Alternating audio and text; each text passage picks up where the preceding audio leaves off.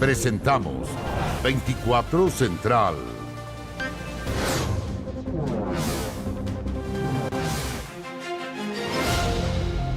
Muy buenas noches, bienvenidos, bienvenidas a las noticias. Tras la entrevista de la diputada Catalina Pérez, en que reconoció que entregó al gobierno información de Democracia Viva antes que estallara el escándalo, el caso se reinstaló en La Moneda y volvió a complicar al ministro Montes. Claro, la oposición no solo estudia acciones en contra del secretario de Estado, sino que también prohibió el ingreso de la directora de presupuestos a la sala de la Cámara.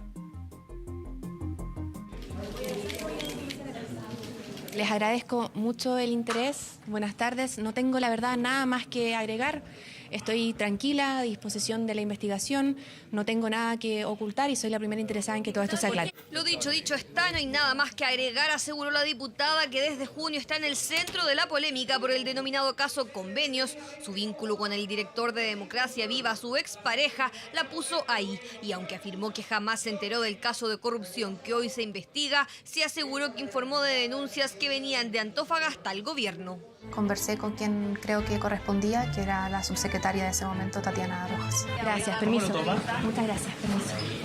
Permiso, no se vayan a caer. No todos confían en su versión en el Congreso y tampoco en su región. El propio gobernador de Antofagasta, un exmilitante de RD, en entrevistas radiales, no solo aseguró que no le creía, también que los verdaderos motivos de los protagonistas del escándalo era reunir dinero para futuras elecciones. Lo que ocurrió fue generar un mecanismo para defraudar recursos públicos y poder usarlos en otra instancia. Si no es enriquecimiento ilícito, es usarlo en campañas políticas. No voy a comentar acusaciones que se hacen sin absolutamente ningún fundamento. Muchas gracias. No tengo nada más que aclarar. La semana pasada fue el propio jefe de asesores de La Moneda el que aseguró haber escuchado un rumor una semana antes que estallara el caso, el 16 de junio, de los convenios suscritos por Democracia Viva. La diputada Pérez afirmó también que los primeros días de ese mes le entregó la información a la entonces subsecretaria de Vivienda. Yo creo que todos tienen que poner toda su voluntad política para que esto se solucione cuanto antes está judicializado y caiga quien caiga, independiente del partido político. Sabemos que la subsecretaria tenía un montón de información. Me parece muy raro creerles que no hayan conversado estos temas. En definitiva, del llamado caso cero tenía conocimiento la diputada Catalina Pérez. Miguel Crispi, la ex subsecretaria de Vivienda. Según estas versiones, lo que también generó críticas, quien nada sabía era el titular de la cartera, Carlos Montes. La subsecretaria recibió la información de parte de, en fin, no sé de qué lugares, pero de varias otras personas. Información previa hasta el 16 de junio yo no tuve. El caso ha complicado la gestión del ministro Montes. En esta jornada, incluso entre entrega de llaves y nuevas viviendas, se sinceró con los vecinos de Renca. Para mí es tremendamente ingrato porque yo estaba terminando mi vida política cuando me dijeron que viniera a tomar este cargo. Pero la verdad que la responsabilidad es apoyar al presidente, apoyar los programas de vivienda. No es una vaca sagrada y por lo tanto va a tener que responder políticamente como cualquier ministro negligente y tendrá que dejar su cargo si eventualmente considera, si el Congreso Nacional aprueba una acusación en su contra. Hay una mayoría bastante más transversal que la que el gobierno cree, que estima que su acción en esta materia ha sido lenta. Es injusta la solicitud, creo que está aprovechando la derecha nuevamente de golpear al gobierno. Como un aprovechamiento político de la oposición, calificó el gobierno una posible acusación constitucional en contra de Montes. Si alguien quiere utilizar esto para levantar nuevamente sospecha y decir que hay nuevos antecedentes cuando no los hay y seguir generando o levantando un manto de duda, es meramente una utilización política de esto. Caso Convenios, que se instaló nuevamente en La Moneda, que golpea al ministro de Vivienda y de paso también a la directora de Presupuestos. En medio del debate por el erario, Javiera Martínez no obtuvo la unanimidad de los parlamentarios, por lo que no pudo ingresar a la sala en donde se discute el presupuesto. Esto según la oposición por ser la responsable de flexibilizar las normas que permitieron traspasos entre gobiernos regionales y fundaciones. Bueno, y comenzó ya el despliegue de las campañas y con ritmos de cumbia y también la presentación de un comando de mujeres. Las opciones en contra y a favor afinan los detalles de la franja televisiva que comienza este viernes. Claro, porque ya queda un poquito más de un mes para el plebiscito. El orden de aparición en la franja ya fue sorteado y mientras algunos pactos contará con varios minutos, hay uno que solo tendrá 7 segundos para dar a conocer su postura. ¿Uno se acuerda de Rosa Derek? Tal cual. Es una y una.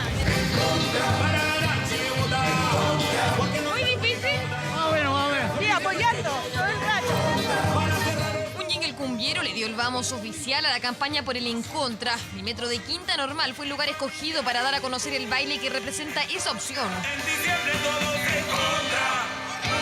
Música y coreografía que será parte de la franja que el Comando Chile en Contra estrenará este viernes en televisión.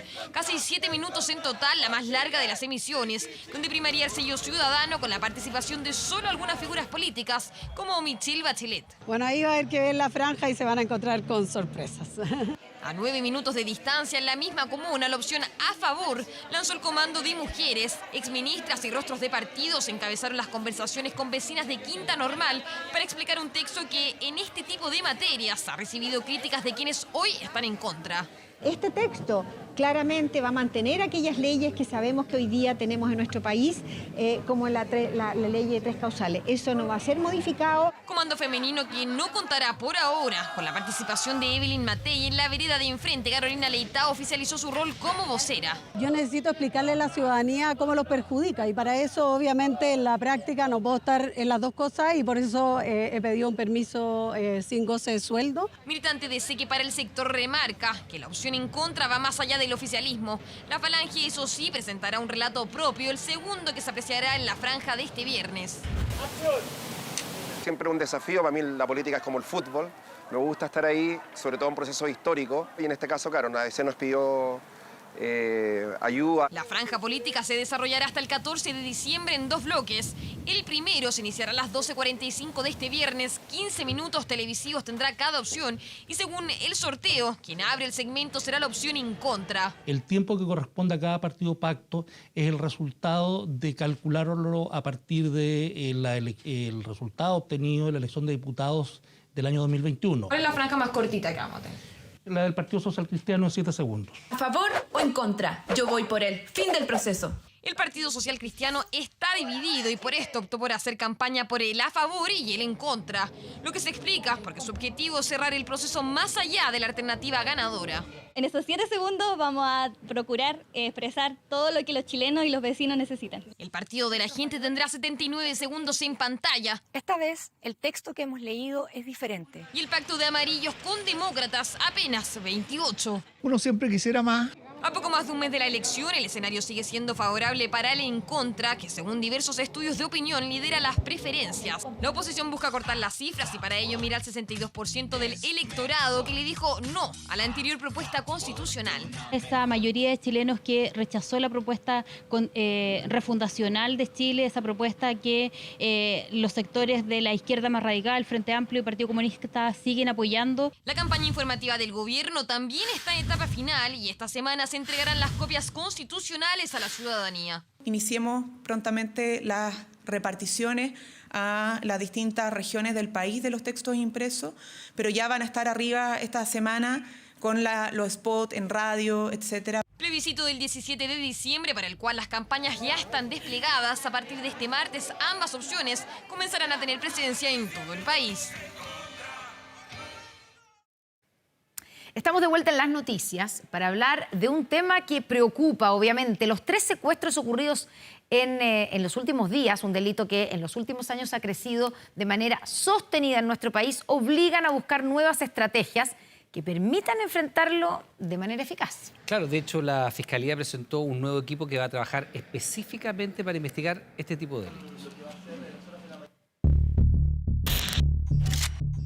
Se encontraba en el suelo con una pistola en la cabeza. Lo abordaron en una estación de servicio, intimidándolo con armas de fuego.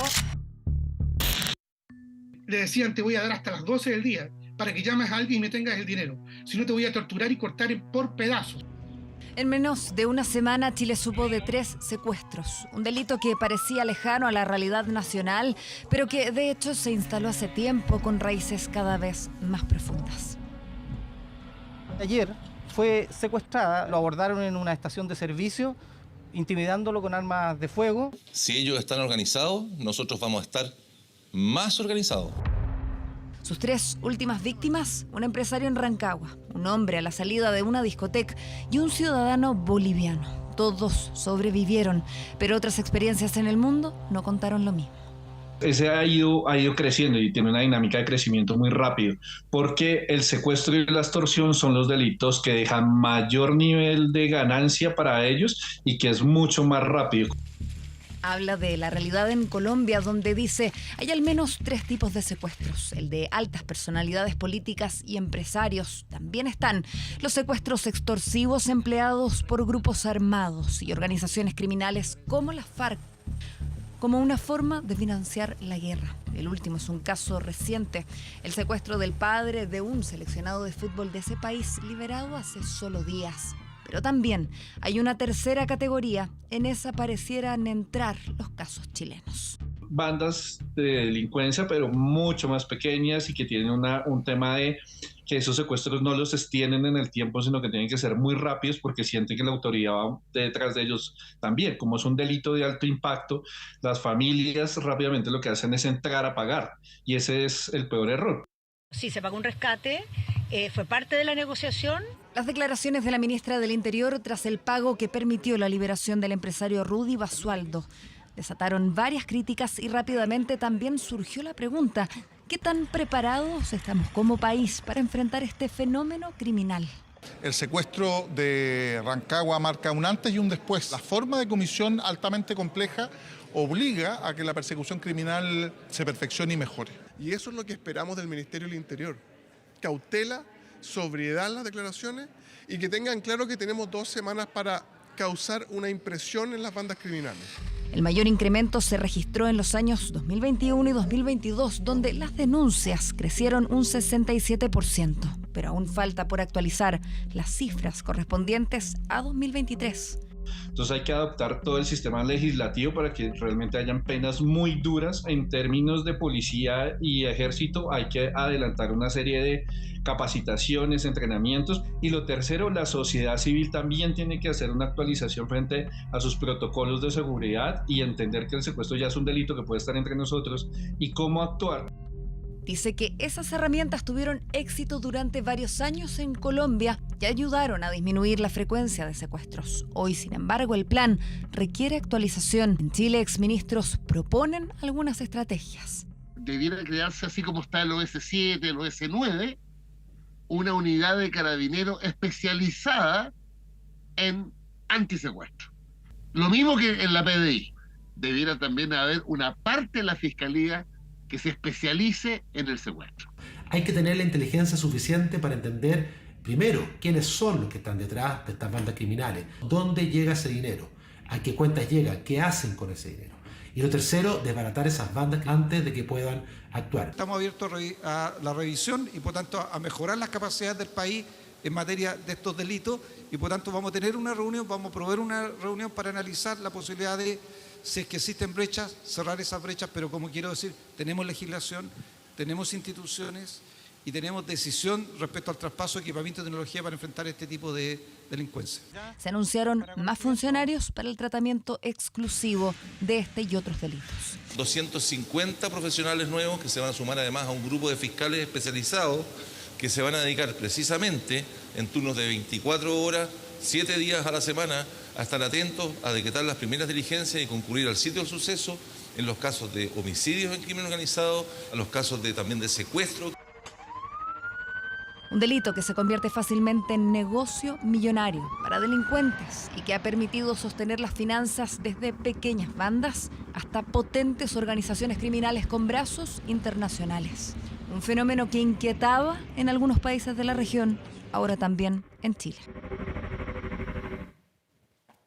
Y vamos a Argentina, que entra en la recta final de la campaña. Veamos cómo están los sondeos de cara a las elecciones de este domingo, que tenemos la segunda vuelta. Bueno, según el monitoreo de 2 encuestas del diario La Nación, Javier Milei se impone en 7 sondeos con un promedio de 44,1%, mientras que el otro candidato, Sergio Massa, ganaría en los otros 5 sondeos y tiene 42,7% de las votaciones.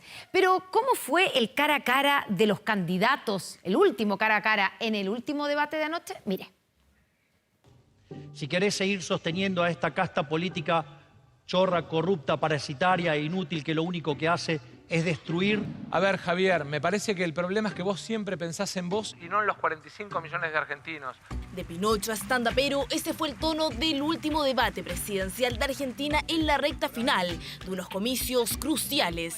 Por sí o por no, ¿vas a eliminar el Banco Central? Un debate que sirvió para medir la temperatura a solo una semana de las elecciones y en el que el candidato oficialista logró poner contra las cuerdas al libertario que quedó expuesto en las principales fisuras de su programa de gobierno y hasta terminó pidiendo perdón por sus insultos al Papa Francisco. Si a vos te deja tranquilo y a la gente lo deja tranquilo, yo no tengo problemas en pedir disculpas. Cuando uno se equivoca, pide disculpas y se acabó. Javier Milei insistió en dos de sus principales propuestas, la dolarización del país y la eliminación del Banco Central, mientras que el oficialista Sergio Massa capitalizó sus 3 décadas como funcionario público con un discurso convocante. Quiero ser presidente, además, entendiendo que hay algunos que ni siquiera me votan convencidos, sino simplemente como vehículo para no elegir un camino que es violencia, que es odio, que es daño. Sergio Massa está tratando de posicionar su imagen de estadista, de una persona formada, que conoce el Estado, que sabe de los temas.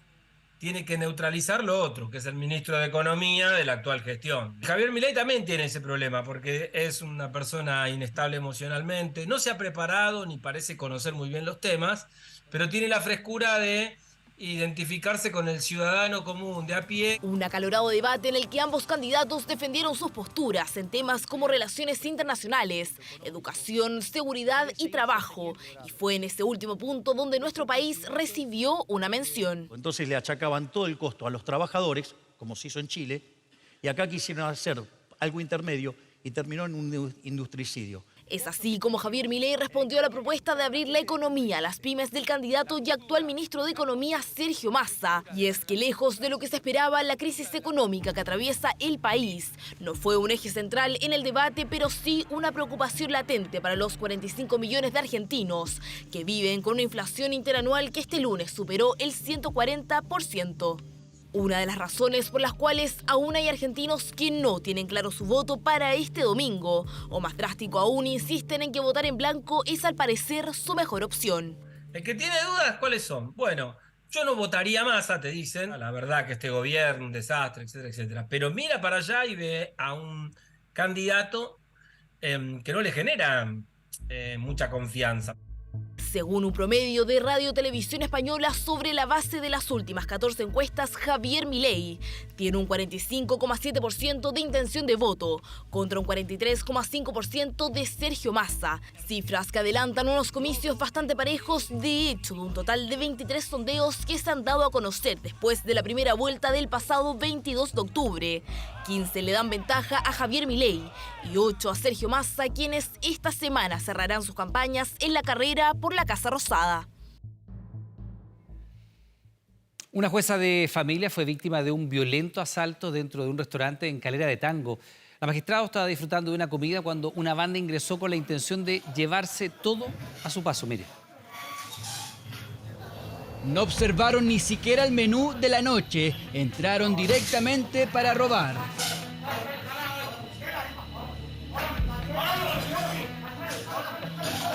Prohibido levantarse, todos al suelo, fue la primera indicación de los 3 delincuentes. Así llegaron a un local de comida en la comuna de Calera de Tango. Eran las 22 horas del reciente fin de semana.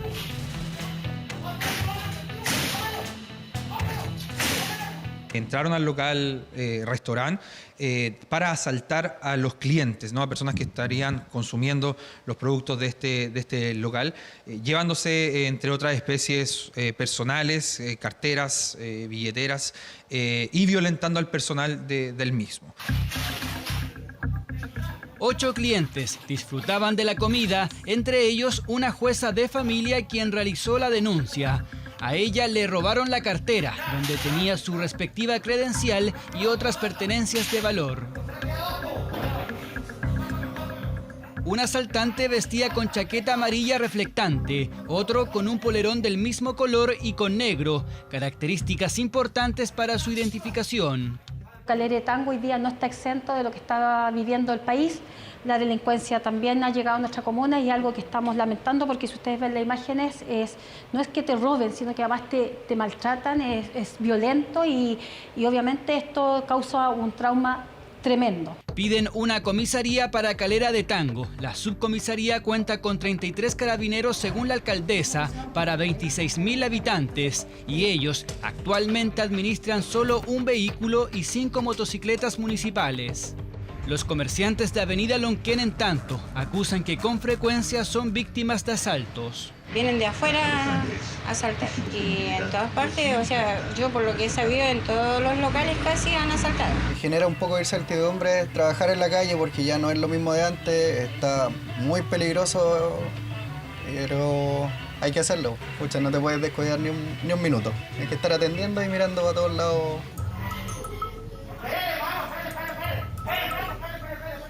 Resignación en comerciantes y de eso bien lo saben en este local, porque ya son 3 veces que son víctimas de la delincuencia y en cada asalto nunca supieron quiénes eran los delincuentes. El rubro gastronómico asegura que estos hechos afectan directamente en la clientela, quienes optan por no ir en horarios nocturnos.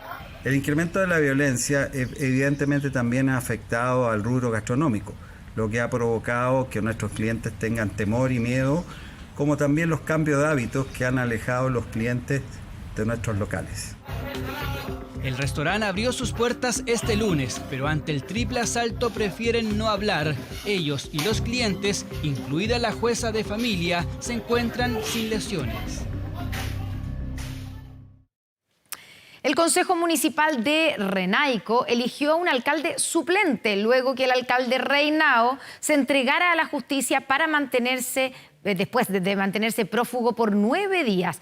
Antes de ingresar a la cárcel, aseguró a 24 horas que no renunciará a su cargo, pese a las imputaciones que hay en su contra de violación, abuso sexual e incitación al aborto.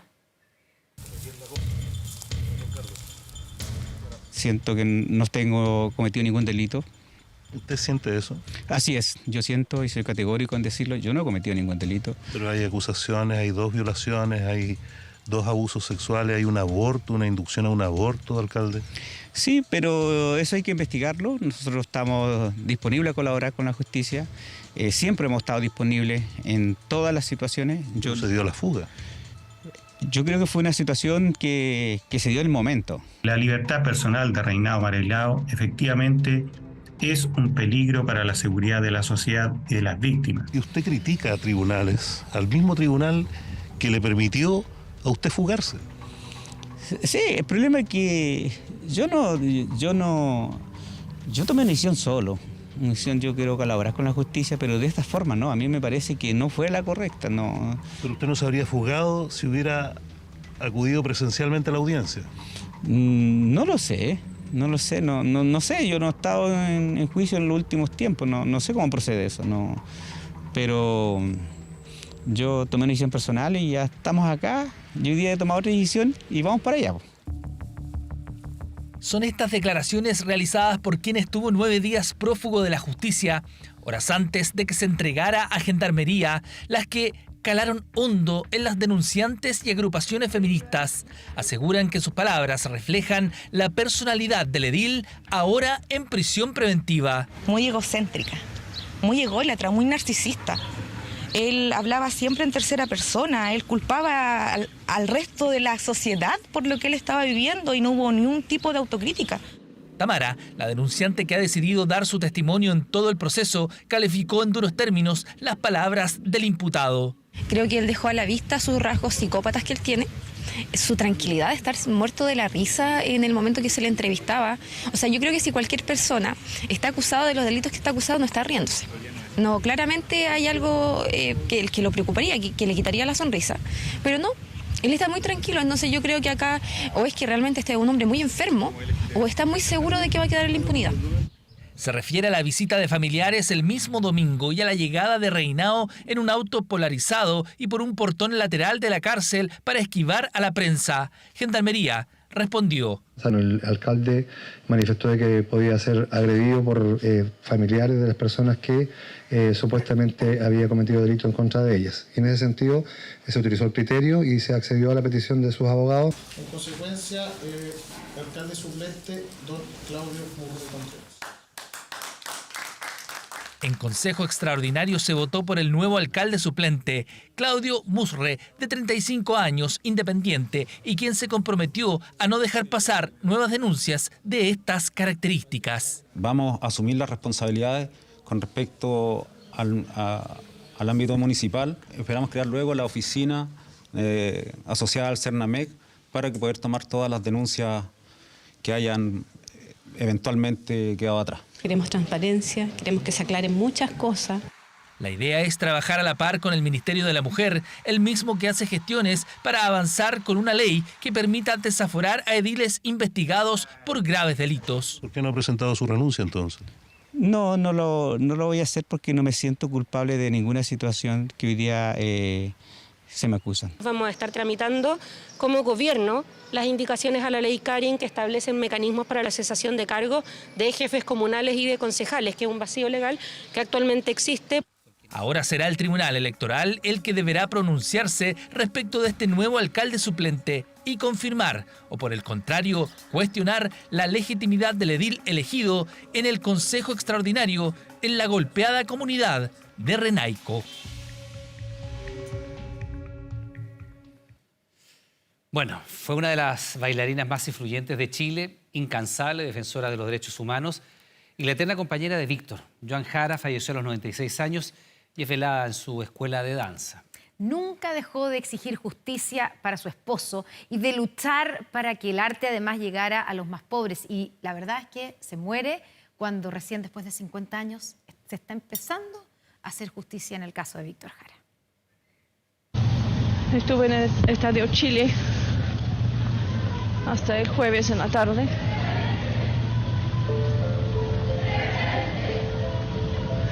Fue ejecutado.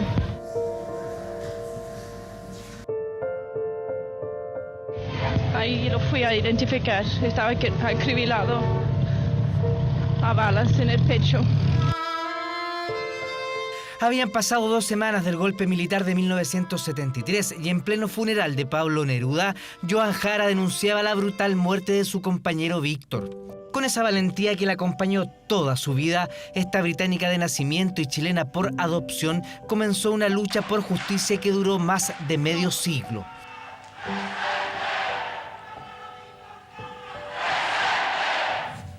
Ahí tomé el peso de que lo habían matado violentemente. Se fue al exilio con sus 2 hijas, Manuela y Amanda, la misma que inspiró uno de los grandes clásicos de Víctor. Pero él lo escribió sentado en una pieza en Inglaterra, en Londres, solo, y en una manera sintiendo mucha nostalgia de su país, de su familia y de su hija. Te recuerdo, Amanda. Encasillar a Joan solo como la viuda de Víctor Jara no solo sería una imprecisión histórica, también un error conceptual inexcusable. Ambos tuvieron un sueño: acercar la danza, el teatro y la música a los sectores populares, para que el arte no fuera exclusivo de la élite. Y así fue formando a profesores que fueran llevando la danza a las poblaciones. Tenía esa particularidad, ¿no? Que ella sanaba en sus clases eran mágicas. Activista también de los derechos humanos, pero para mí sobre todo es la maestra de la danza en Chile.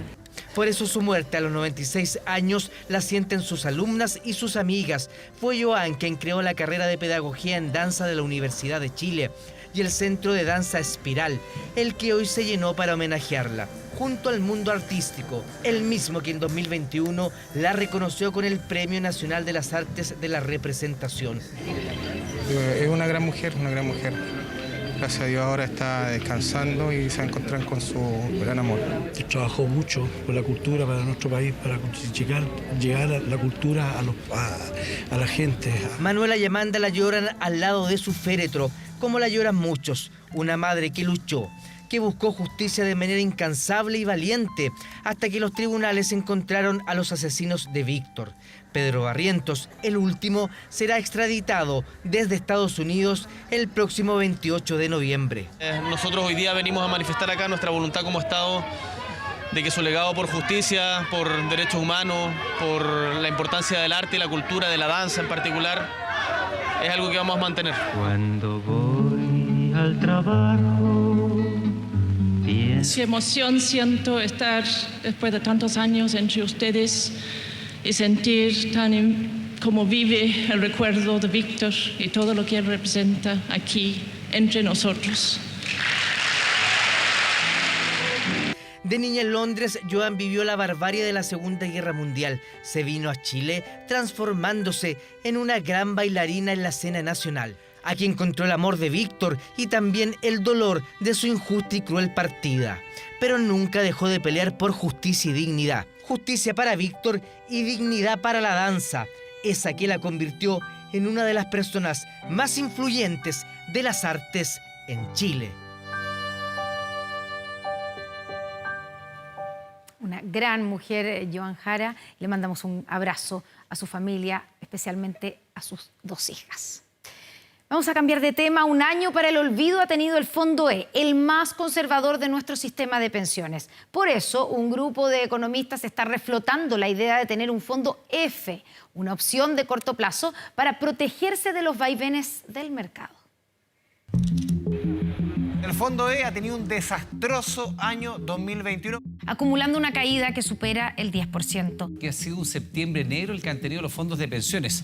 Se ha transformado en una noticia recurrente en los últimos meses. Para el olvido ha sido el desempeño del Fondo E, el más conservador del sistema y para muchos el más seguro, que solo ha sabido de pérdidas. En 36 meses, estas llegan al 5,81%, a 5,32% en 12 meses y ojo, solo este año, desde enero a octubre, esa caída ha llegado a un 11,72%, el segundo mayor retroceso de todos los tiempos. La propuesta es crear un fondo F, aún más conservador, que invierta en el corto plazo. Es una idea que reflota, pero con algunos cambios. Estos 2 economistas han comenzado una cruzada por sumar un nuevo fondo al sistema de pensiones, el F, que permita a los afiliados protegerse en instrumentos de bajo riesgo y de corto plazo, algo que podría beneficiar principalmente a personas próximas a jubilarse. Nosotros lo que estamos postulando es que este fondo F estrictamente lo que tenga son activos que sean de muy corto plazo y con poca sensibilidad, por lo tanto, a la tasa de interés. Depósito a plazo, 30, máximo 90 días y eso. Pero no es todo. Estos economistas alertan que hay un cambio estructural en el mercado, donde se espera que las tasas de interés permanezcan altas por mucho más tiempo, golpeando con ello la rentabilidad del Fondo E. Aquí es donde estamos hoy día, y estas son las proyecciones del Congreso, de la Oficina de Presupuesto del Congreso de Estados Unidos. Por lo tanto, el riesgo de que esto continúe es alto, y la única forma de protegerse de ese riesgo es disponer que hay una fracción de tus fondos que estén lo que llamamos inversiones de muy corto plazo, muy seguras. Es que claro, el efecto para un futuro pensionado no es menor. El Fondo E lleva largos meses de caídas, lo que golpea con fuerza a personas próximas a jubilarse. Por ejemplo, considerando IPC y rentabilidad, esta caída significa que por cada 10 millones de pesos que usted tenía en enero en el Fondo E, ese monto se redujo a 9.154.000 pesos al 31 de octubre. Sería bueno. ¿Le gusta la idea? Está bueno. Sí. Porque hay gente que la pierde. No sería atractivo. Lo interesante de esto es que tu plata genere ganancias y poder mejorar las pensiones de todos. Y al igual que los afiliados, los expertos se dividen respecto a esta idea de crear un sexto fondo. Vamos a terminar con el problema de que muchos jóvenes que no deberían de estar en ese fondo posiblemente se muevan al Fondo F, siendo que para ellos su horizonte de inversión es muy largo y pueden soportar periodos de crisis. Las personas que están por pensionarse no están buscando mayores rentabilidades, están buscando mayores certezas. Creación de un sexto multifondo, una idea que entra al debate en medio de un año para el olvido, para el fondo más conservador del sistema. El próximo lunes podrían volver a las salas de clase los profesores de Atacama que van a completar 70 días en paro.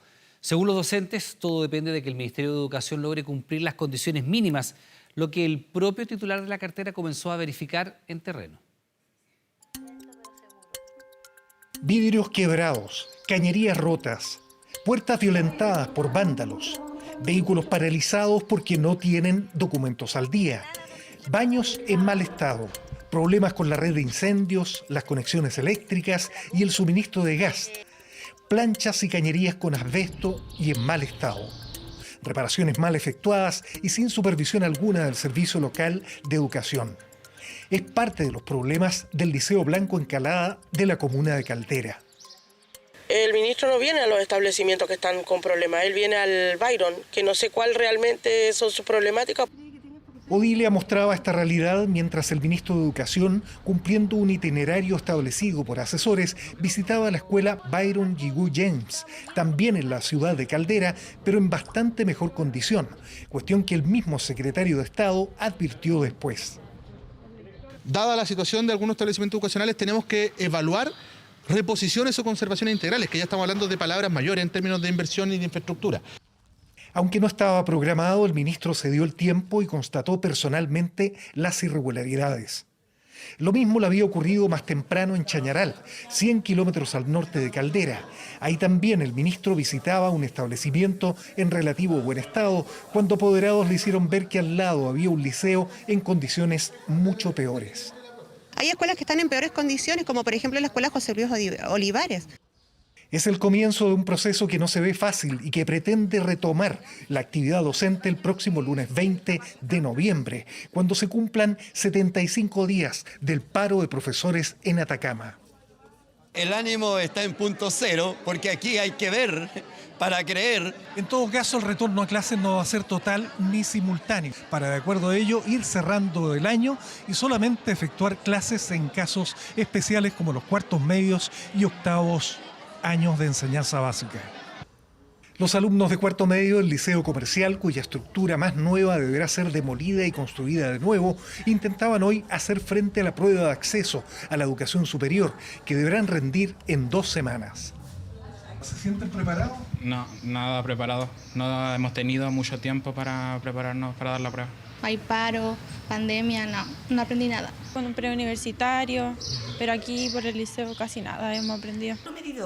Esto mientras en la escuela fronteriza de Los Loros, al interior de Tierra Amarilla, apenas se comenzó a reparar el tendido eléctrico en 4 de las 16 salas de clase.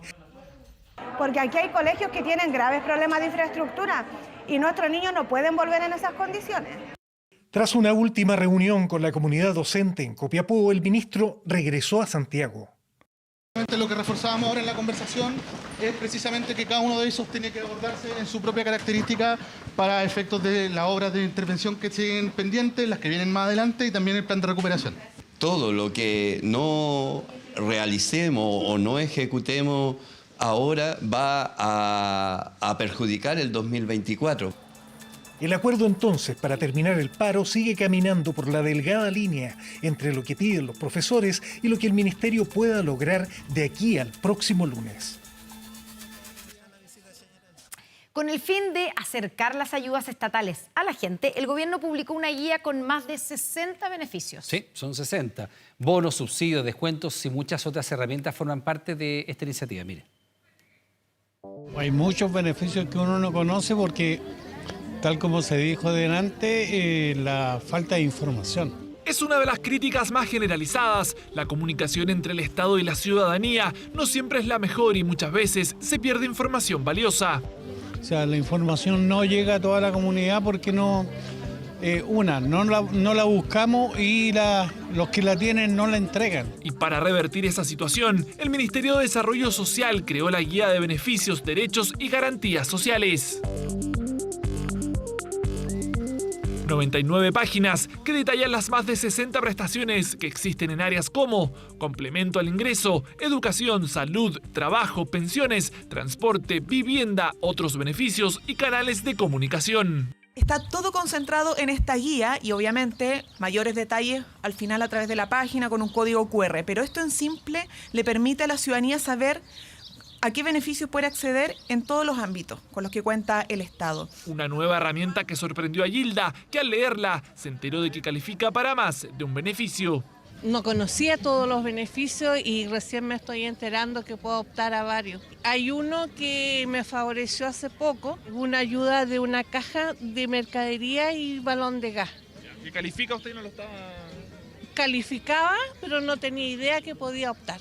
Y como Gilda, la tasa de personas que no acceden a ayudas estatales es alta. Por lo mismo, en esta guía podrá encontrar la información detallada sobre todos los bonos, subsidios, becas, descuentos y una serie de alivios para el bolsillo. La idea es que no solo tengamos los beneficios en el papel, sino que se puedan ejercer realmente. Y sabemos que el Estado a veces es enredado y poder acceder a la información es finalmente poder acceder a los derechos sociales a los que tenemos derecho justamente. La guía está disponible a través de la página web reddeprotección.cl y también de manera física. Esto último lo agradecen principalmente los adultos mayores. Me parece súper práctica porque hay muchas veces que uno no tiene acceso al computador. Los que no nos manejamos en la tecnología, es muy importante y bueno esto. Es chica, es práctica para llevarla en el bolsillo y informarse. Para llegar a más rincones, habrá un despliegue en todas las regiones del país. Pero ojo, que la guía física es de papel reciclado, por lo tanto, ayuda a no contaminar. Se va a distribuir a través de las Ceremis de Desarrollo Social y Familia en las distintas regiones y de esa manera vamos a llegar a los municipios, vamos a llegar a los dirigentes sociales y por supuesto va a estar en papel, que es lo más importante, pero también tiene su dimensión web porque de esa manera más personas pueden acceder. Una nueva herramienta que llega a dar una mano a cientos de personas que necesitan de una ayuda que ya existe, pero de la que no manejan información. Bueno, y vamos a ver lo que está pasando en el Medio Oriente porque crece el drama en el hospital Al-Shifa, que es el más grande de la franja de Gaza. Bueno, hoy día debieron desconectar las incubadoras de los recién nacidos debido a la falta de combustible y se agudizan los ataques de Israel en las inmediaciones.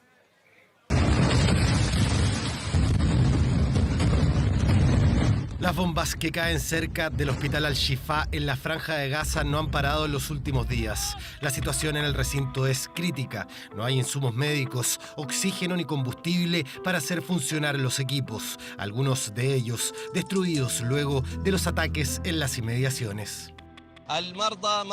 Los pacientes renales, los pacientes con cáncer, los pacientes cardíacos y los niños no encuentran a dónde ir.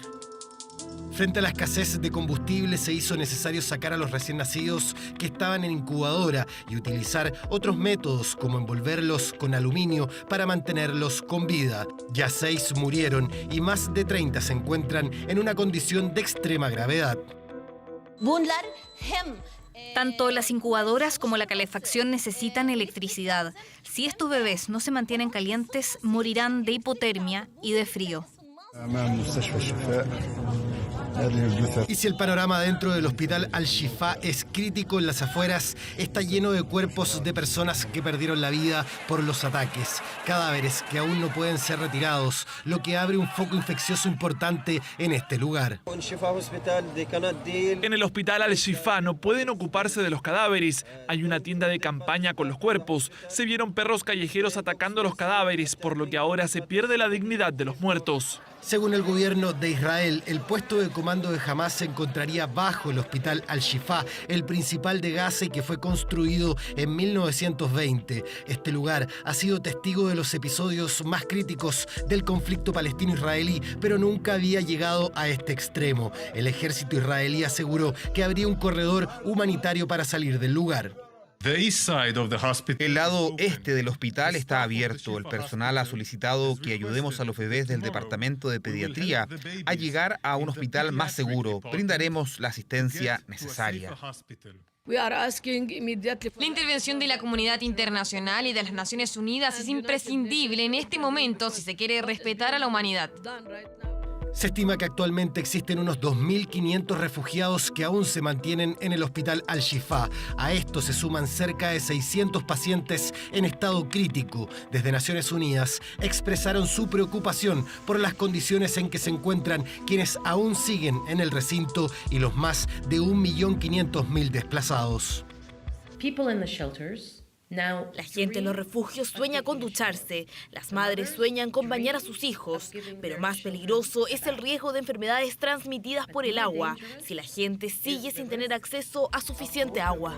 Los médicos del hospital Al-Shifa han pedido la evacuación de los pacientes críticos hacia Egipto como única salida frente a la crítica posición en que se encuentran. Al norte de Gaza ya no existe en estos momentos ni un solo hospital que esté funcionando en medio de un conflicto que ya deja más de 11.200 muertos y 29.000 heridos. Ahora. Un matrimonio fue víctima de un violento asalto en Pudahuel. Claro, un delincuente robó un vehículo con una niñita de 5 años en su interior. Estamos con Jan Yaquetti, quien tiene todos los detalles. Jan, ¿qué tal? Buenas noches. Hola, buenas noches, Constanza, Iván. Primero se creyó que era un nuevo caso de secuestro y que esta vez afectaba a una niña de 5 años de edad. ¿Cómo ocurrió todo? Se encontraban ahí, en la intersección de Enea, en esa circunvalación precisamente, en donde esta familia estaba pasando una tarde junto a su hija, jugando en algunos juegos, y fíjense que cuando se retiraban del lugar, en su vehículo es abordado por un delincuente solitario, premunido con un arma blanca, e intimida a la madre, el padre, que se intentaron resistir al robo, no por el vehículo, sino que por su hija que estaba a bordo. Sin embargo, este hombre se hace del vehículo y escapa con la niña en su interior. Ella pudo ser localizada luego de haber sido abandonada por este delincuente, a su suerte en la calle, luego de haber escapado del sitio del suceso. Sin embargo, esta niña, muy valiente, logró llegar por sus propios medios a su casa, donde estaban sus abuelitos, que no sabían lo que ocurría, porque había llegado solo a casa sin sus padres. Esta fue una situación que causó mucho temor, también angustia en el grupo familiar, y sobre todo mucho temor porque no se sabía lo que había ocurrido durante 1 hora con esta niña. Luego pudo ser constatado en un hospital muy cercano que no mantenía ninguna lesión aparente respecto a todo este hecho bastante violento. Sin embargo, no ha podido ser detenido este sujeto. Escuchemos qué nos decía.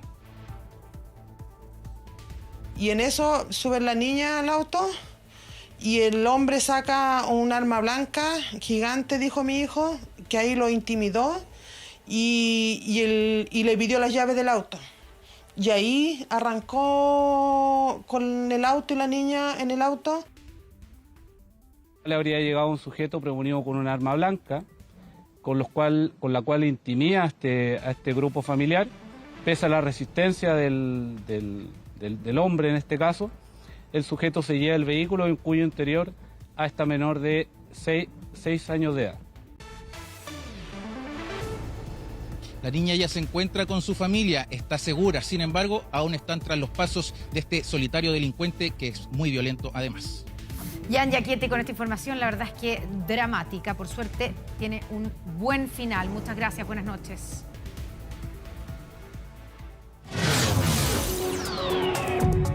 Informe 24.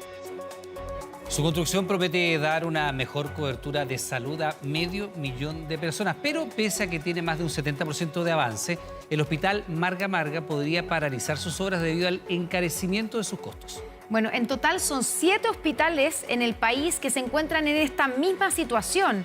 El informe 24 es de Diana Allendez y Luis Soto. Cientos de usuarios que aseguran sentirse postergados llevan años a la espera de un nuevo hospital. La provincia en general, ya ni siquiera estás hablando de una comuna, la provincia está colapsada. Cada vez peor. De esa manera uno se siente como olvidada. No puede ser que ese hospital que estamos esperando tanto se quede allí. Un hospital que promete dar solución a 500.000 de pacientes en la región de Valparaíso está en un escenario incierto. Tiene que seguir ese proyecto adelante, sería una alegría tan grande para todas estas comunas. Para nosotros es muy importante como centro de salud el poder contar con un dispositivo de mayor complejidad. Son 7 hospitales en construcción a lo largo del país que estarían en riesgo de paralizar por aumento de costos. Producto de la crisis económica, se ha generado una situación de desequilibrio financiero en las empresas. Si no hay una solución rápida, existe obviamente o puede existir un riesgo de que no puedan terminar.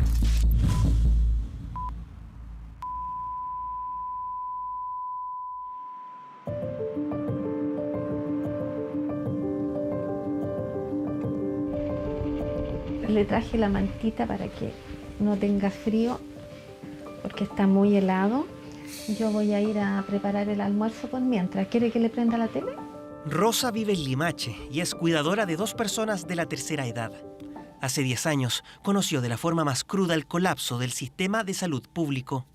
Mi papá tenía Parkinson, entonces necesitaba una resonancia. Y bueno, ya estaba esperando a que llegara la orden. Una que nunca llegó. Su padre finalmente falleció en 2013 a la espera de ese examen. Un duro golpe para la familia que 9 años después revivió este triste episodio de una forma impensada. Y el año pasado me llaman para ver si todavía necesitaba la resonancia. Entonces yo le digo, esto es broma, es un chiste, porque ya no está en el 2013. Se encarga de cuidar a su mamá y a su marido. Pasa gran parte del día atendiéndolos y por supuesto los acompaña periódicamente a controles médicos. Pero los especialistas están en Quillota o en Quilpué, ¿ya? Y a veces nos mandan hasta Viña, al Frique, porque tampoco hay cupo y nos mandan a Viña. O sea, tiene que tomar metro, tiene que tomar micro, ¿ya? Y con una persona de la tercera edad es más difícil llegar y enfermo.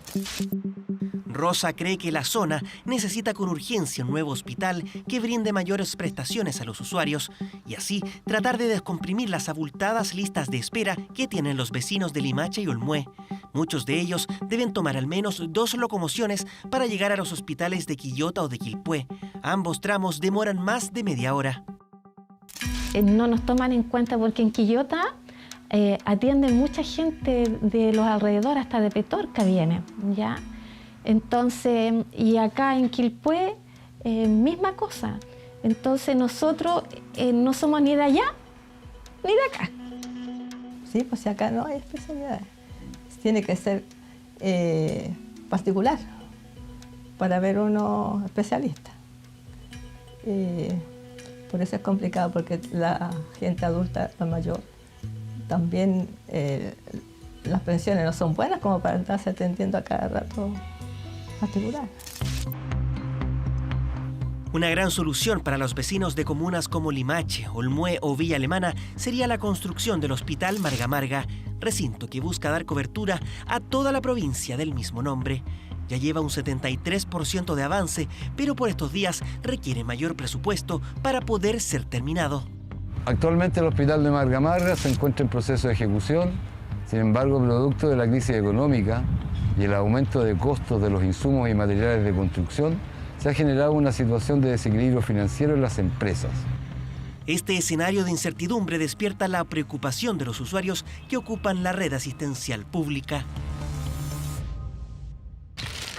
Voy ahora al CESFAM porque tengo que retirar unos medicamentos para mi esposo y mi mamá. Rosa llega 2 veces al mes hasta este CESFAM de Limache para retirar los remedios y los alimentos que necesitan su mamá y su esposo. Hola, buenos días. Bien, gracias. Acá nos atienden, pero lo primordial, es urgente otro hospital. Es urgente porque además el hospital de Quillota está colapsado y el de Quilpué igual.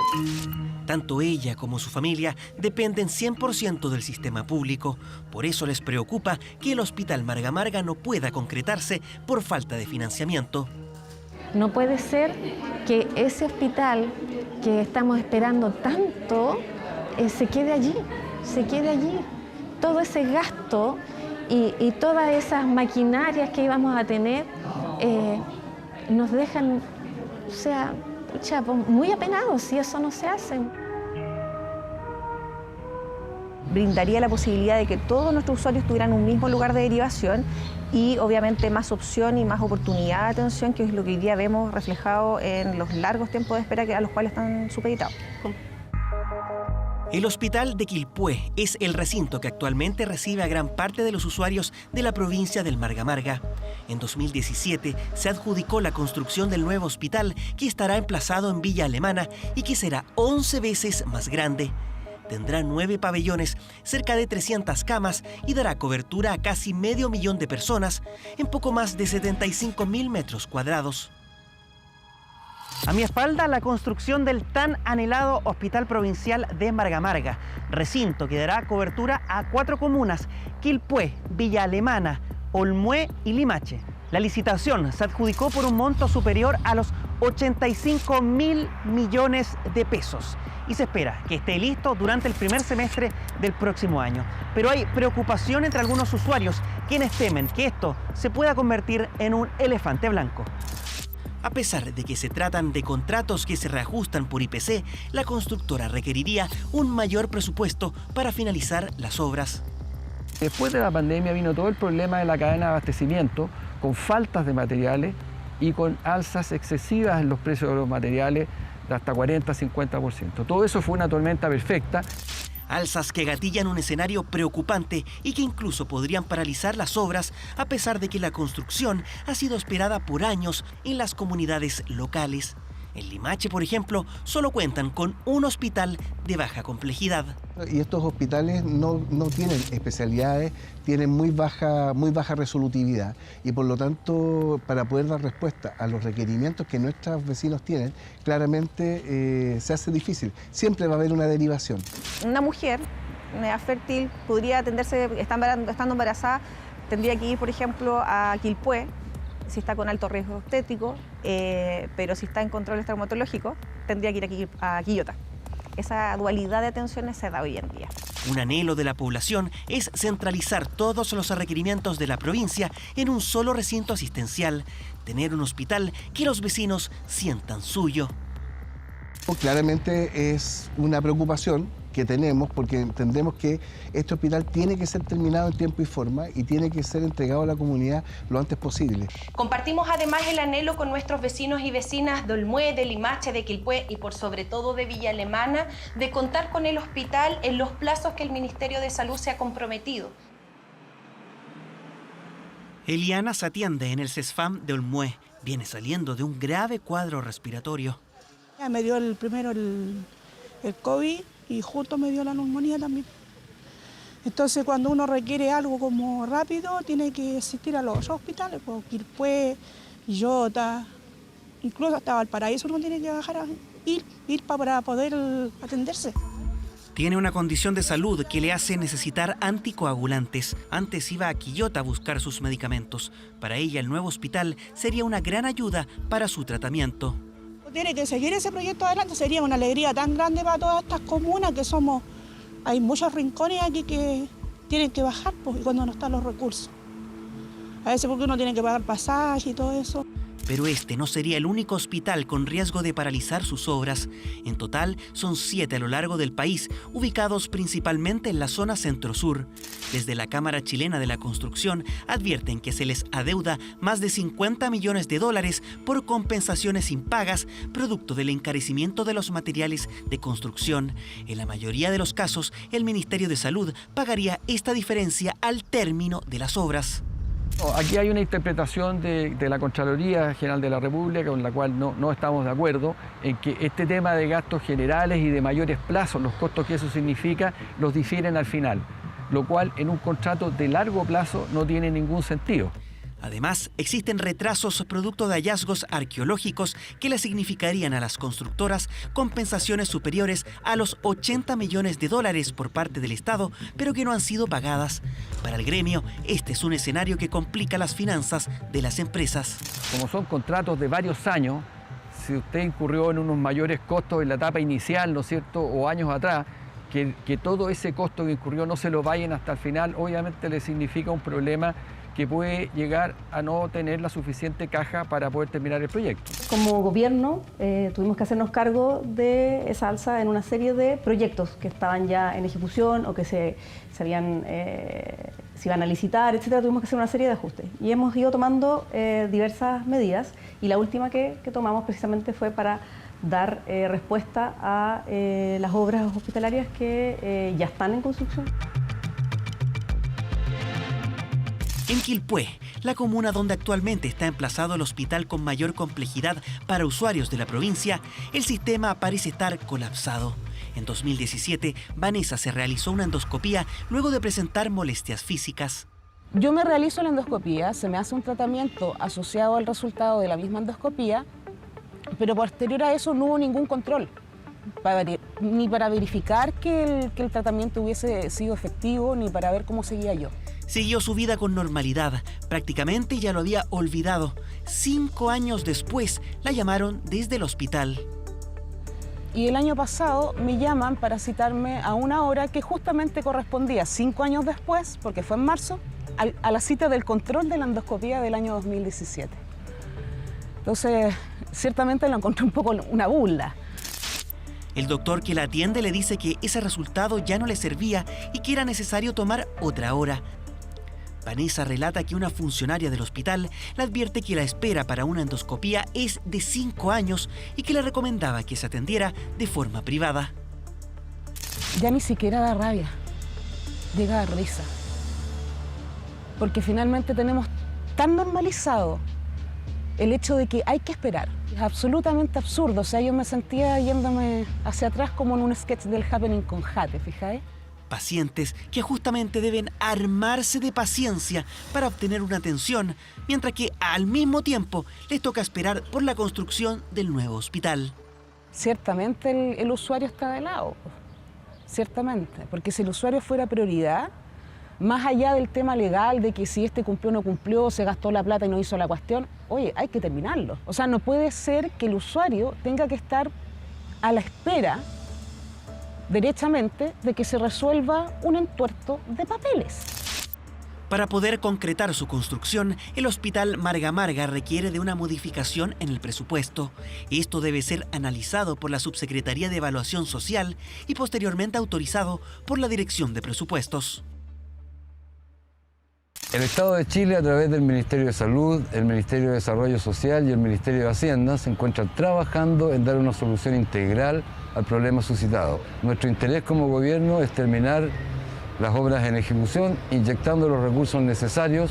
Al menos hay avances. El Ministerio de Desarrollo Social informó que ya acordó una fórmula para reajustar el presupuesto. En conjunto con DIPRES diseñamos un mecanismo excepcional para que efectivamente se puedan reevaluar estos proyectos con un límite mayor, digamos, del reajuste en lo que tiene que ver con los costos de obras civiles, de equipamiento y de equipo. Posteriormente a la implementación de los procesos de revalorización, se deben estudiar las programaciones de los contratos y reevaluar lo que significa la reactivación de las obras a un proceso normal. Desde el Servicio de Salud Viña del Mar Quillota informan que el reajuste extraordinario está contemplado en el presupuesto de este año, pero que se resguardarán recursos en el presupuesto 2024 en caso de requerir una nueva reevaluación del proyecto. Pero es muy complicado, además que habemos tantos adultos mayores. ¿Cómo no se va a necesitar ese hospital? La gente se sigue enfermando, la gente sigue necesitando especialistas que no hay. Y al final, en esta espera burocrática de que ese tema se resuelva, el acceso no se mejora y por ende el usuario sigue esperando y sigue frustrado y sigue molesto. Miles de personas siguen el avance de esta obra y la de otros hospitales. Para ellos es la respuesta a una necesidad urgente de salud y que no puede esperar. Bueno, luego de la realización de este reportaje, la subsecretaria de Evaluación Social aseguró continuar avanzando en la reevaluación presupuestaria del Hospital Marga Marga y los otros recintos que corrían riesgo de paralizar sus obras. Sin embargo, la ausencia de nuevas licitaciones de hospitales en el presupuesto de salud del próximo año se ha transformado en una preocupación en el Congreso, cuya subcomisión mixta recientemente rechazó dicha partida propuesta por el gobierno para el 2024. Ya son las 10 de la noche, les recordamos que a partir de esta hora, Televisión Nacional de Chile está autorizada a transmitir programas para mayores de 18 años. Bueno, nos vamos hasta Islandia, donde las autoridades declararon estado de emergencia por un enjambre sísmico, escuche, que tiene hasta 1000 temblores al día. Ello gatilló la evacuación de miles de personas desde una localidad cercana hasta Reykjavik, la capital, anticipándose a lo que podría ser una gran erupción volcánica.